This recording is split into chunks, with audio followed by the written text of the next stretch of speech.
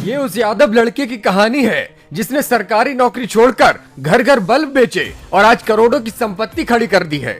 घर वाले पागल कहते थे, लेकिन आज पूरा समाज फक्र करता है। खुद की कंपनी है, कईयों को रोजगार देते हैं। अपनी ही कंपनी में नौकरी करने वाली लड़की से शादी की, पत्नी का साथ पाकर खुद को साबित किया।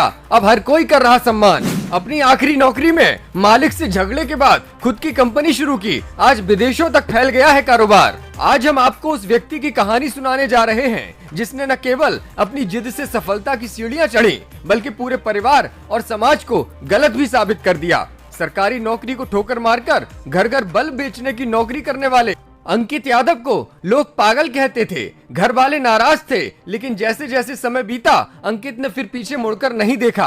आज पूरी कहानी जरूर सुनिएगा, आपको प्रेरणा मिलेगी, कुछ करने का जज्बा मिलेगा और कैसे जिंदगी में जुनून बरकरार रखा जाता है ये सीखने को भी मिलेगा। दरअसल ये कहानी है बनावटी.com के को-फाउंडर अंकित यादव की, जिन्हें आज इस बात का कोई मलाल नहीं है कि उन्होंने गवर्नमेंट जॉब ज्वाइन नहीं की थी। पिता बैंक मैनेजर थे। पूरा परिवार एक ही ख्वाहिश रखता था कि बेटा भी सरकारी नौकरी करे। सरकारी नौकरी मिल भी गई, लेकिन अंकित ने ज्वाइन नहीं की। उस वक्त सबने अंकित को पागल बताया, माँ बाप तक नाराज हो गए।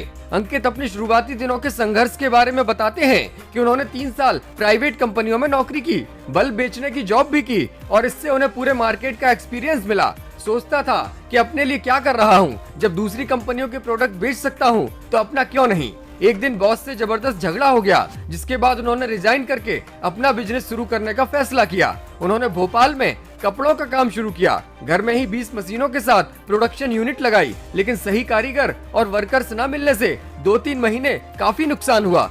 प्रोडक्ट्स सही से नहीं बन पा रहे थे। ये 2017 और 18 की बात है। सफलता पाने के लिए उन्हें कई महीने लग गए। अंकित कहते हैं कि मुझे ट्रेनिंग की भी सख्त जरूरत थी, क्योंकि इस फील्ड में मुझे कोई जानकारी नहीं थी। सिविल इंजीनियरिंग की पढ़ाई की थी, फैशन की ABCD में जानता नहीं था। सबसे पहले दिल्ली के national institute of fashion technology से 3 महीने की ट्रेनिंग ली और फिर उसके बाद मुड़कर नहीं देखा। उनकी सफलता में साथ दिया उनकी पत्नी राशि ने। भोपाल से फैशन टेक्नोलॉजी में स्टडी कंप्लीट करने के बाद इंदौर की एक कंपनी में काम करती थी, लेकिन फिर वापस भोपाल लौट आई। गूगल पर भोपाल में गारमेंट मैन्युफैक्चरिंग को लेकर जॉब ढूंढ रही थी, तो अंकित से बातचीत हुई।